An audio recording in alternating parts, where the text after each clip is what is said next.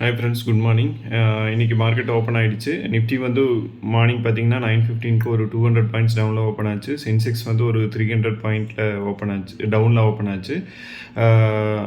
இப்போ கொஞ்சம் ரிகவர் ஆகி நிஃப்டி வந்து ஒரு 100 பாயிண்ட்ஸ் தான் டவுனில் இருக்குது. ஸோ குளோபல் அப்டேட்ஸ்ன்னு பார்த்தீங்கன்னா வாரில் வந்து சேம் திங். ஜேடி வேன் சொல்லியிருக்காரு, இது மாதிரி ஈரான் வந்து சில டேர்ம்ஸ் எல்லாம் தந்திருக்காங்க, அதை நாங்கள் ரிவ்யூ பண்ணிகிட்ருக்கோம், அப்படி நல்லா இம்ப்ரூவ்மெண்ட் இருக்குதுன்னு சொல்லியிருக்காரு. ட்ரம்ப்பும் அதே தான் சொல்லியிருக்காரு, சீக்கிரம் அவங்க டீல் போடணும். இப்போத்துக்கு நாங்கள் அட்டாக் பண்ணல, ஏன்னா மற்ற கண்ட்ரீஸ் எல்லாமே, மிடில் ஈஸ்டில் இருக்க மற்ற கண்ட்ரீஸ் எல்லாமே திருப்பி அட்டாக் பண்ண வேண்டாம், இன்னும் ஒர்ஸ்ட்டாக போயிடும். ஸோ அதனால் ஹோல்டு பண்ண சொன்னதுனால நாங்கள் ஹோல்ட் பண்ணியிருக்கோம், இல்லைன்னா அட்டாக் பண்ணியிருப்போம் நேற்றே அப்படின்னு சொல்லியிருக்காரு. ஸோ இது வந்து வார அப்டேட்ஸாக இருக்குது. முந்தா நேற்று வரைக்கும் இது ரஷ்யன் ஆயில் வெய்வர் வந்து ஒரு 2 மந்த் எக்ஸ்டெண்ட் பண்ணியிருந்தாங்க, மறுபடியும் எக்ஸ்டெண்ட் பண்ண போகிறதில்ல. ஏன்னா மறுபடியும் எக்ஸ்டெண்ட் பண்ணால் ரஷ்யா வந்து அந்த பணத்தை வச்சு உக்ரைன் அட்டாக் அதிகப்படுத்திகிட்டே இருக்கும் அப்படின்ட்டு யூரோப்புன்னு சொன்னாங்க, யூஎஸும் சொன்னாங்க. நேற்று வந்து இது சில கண்ட்ரிலாம் அஃபெக்ட் ஆகுது. ஸோ ரஷ்யன் ஆயில் வெய்வர் வந்து 1 மந்த் எக்ஸ்டெண்ட் பண்ணியிருக்காங்க. ஸோ இந்தியா மாதிரி சில கண்ட்ரிஸ் எல்லாமே ரஷ்யா கிட்ட இருந்து இன்னும் oil next 1 month, next June 17th வரைக்கும் வாங்கிக்கலாம். ஸோ ரஷ்யா கிட்டேருந்து நம்மளுக்கு ஆயில் வந்துட்டுருக்கும்.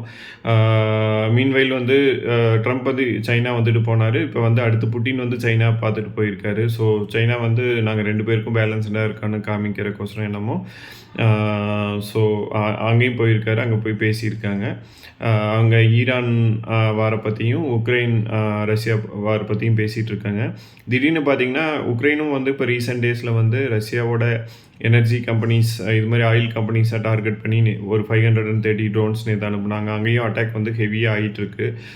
முந்தி மாதிரி இல்லை, அங்கேயும் ஒரு மறுபடியும் ஆல்ரெடி வார் போயிட்டு இருந்தது, கொஞ்சம் மியூட்டாக போயிட்டு இருந்தது. இப்போ வந்து நல்லாவே நிறைய ட்ரோன் அட்டாக்ஸ் எல்லாமே நடக்குது.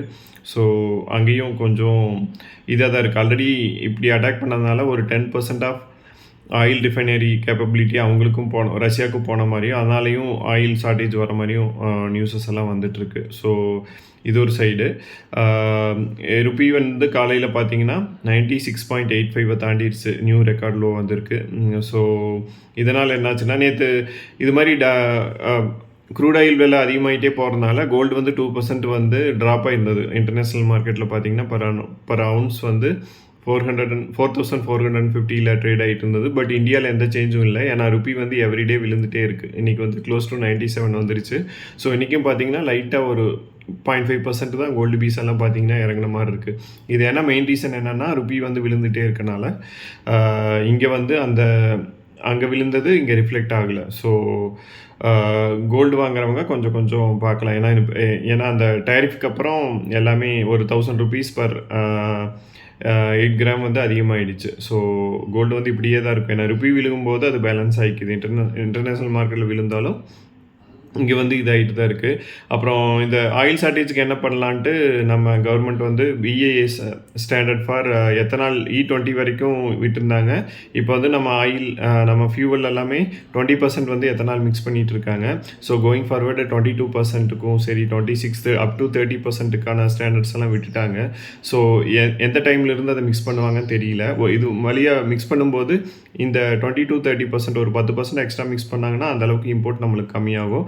பட் வண்டிகளுக்கு எது மாதிரியெல்லாம் டேமேஜஸ் வரும், ஏன்னா அந்த என்ஜின் செட் ஆகுமா, ஆல்ரெடி ஓடிட்டுருக்க வண்டிகள் எல்லாமே இந்த பெட்ரோல் டீசலுக்கெல்லாம் ஒத்து வருமா அப்படின்ட்டு அதெல்லாம் அப்டேட் பண்ணுவாங்க. இல்லைன்னா அவங்களுக்கு ஓகே, ஆஸ் எ கவர்மெண்ட் அவங்களுக்கு ஓகே, பணம் மிச்சமாகும். பட் நம்மளுக்கு வண்டிகளோட என்ஜின் அதெல்லாமே பாதிக்கப்படும். ஸோ அதுக்கான ஸ்டாண்டர்ட்ஸ் எல்லாம் ரெடியாக இருக்குதுன்னு சொல்லியிருக்காங்க. பட் எந்த டேட்லேருந்து இம்ப்ளிமெண்ட் பண்ணுறது அப்படின்ட்டு இனிமேல் தான் பார்க்கணும். அப்புறம் ஆஃப்ரிக்காவில் பார்த்தீங்கன்னா கொரோனா மாதிரி இல்லை, பட் எபோலா வைரஸ் வந்து காங்கோலேருந்து ஸ்டார்ட் ஆகி ஒரு 300 பேர் பக்கம் இறந்துருக்காங்க. அது பக்கத்து நேஷன்ஸுக்கும் பரவிட்டு இருக்க மாதிரி சொல்கிறாங்க. ஸோ இதோட இம்பேக்ட் எப்படி இருக்கும், இது அடுத்த டிசாஸ்டராக இருக்குமா, ஏன்னா அடுத்தடுத்து ஒவ்வொரு நியூஸாக வந்துட்டுருக்கு. ஒரு சைடு வார், ஒரு சைடு வைரஸஸ் அப்படின்ட்டு ஒரு 6-7 வருஷமாக இப்படியே போயிட்டுருக்கு. ஸோ அது எப்படி போகும்னு தெரியல. ஸோ இதெல்லாமே தான் நியூஸ் அப்டேட்ஸு. இன்றைக்கி பார்த்தீங்கன்னா என்னோடய பிக்ஸ் பார்த்தீங்கன்னா எது வாங்கலான் இருக்குன்னா, Amara Raja battery as usual less than 20 வந்து மறுபடியும் பிஇ வந்துடுச்சு. ஸோ அது வாங்கலான் இருக்கேன். மஹிந்திரா ஹாலிடேஸ் வந்து 219 அந்த ரேஞ்சில் ட்ரேட் ஆகிட்டு இருந்தது, அது கொஞ்சம் பெட்டராக இருக்குன்னு நினைக்கிறேன். அப்புறம் எம்எஸ்டிசி லிமிடெட் அதுவும் கொஞ்சம் வாங்க ரேஞ்ச் வந்துடுச்சு அப்படின்ட்டு அதுவும் கொஞ்சம் வாங்கிட்டு இருக்கேன். அப்புறம் Nifty BeES as usual average பண்ணுறதுக்கோசரம் வாங்கிட்டு இருக்கேன். இன்னும் நிஃப்டி நம்ம 1 மந்த்துக்கு முன்னாடி பார்த்துருந்தோம் 20,500 வரைக்கும் போகலாம் அப்படின்ட்டு. இப்போ ஜேபி மார்கனும் அதான் சொல்லியிருக்காங்க. வொர்ஸ்ட் கேஸ் வந்து 20,500 வரைக்கும் போகலாம் அப்படின்ட்டு. ஸோ மெதுவாக வேல்யூ பிக்ஸை கொஞ்சம் கொஞ்சமாக நம்ம அக்குமுலேட் பண்ணலாம். ஸோ டைம் எடுத்துக்கோங்க. மெதுவாக பணத்தை ஆட் பண்ணி உங்களுக்கு பிடிச்ச வேல்யூ பிக்ஸாக கொஞ்சம் கொஞ்சமாக வாங்க. அது பெட்டராக இருக்கும். Thanks friends.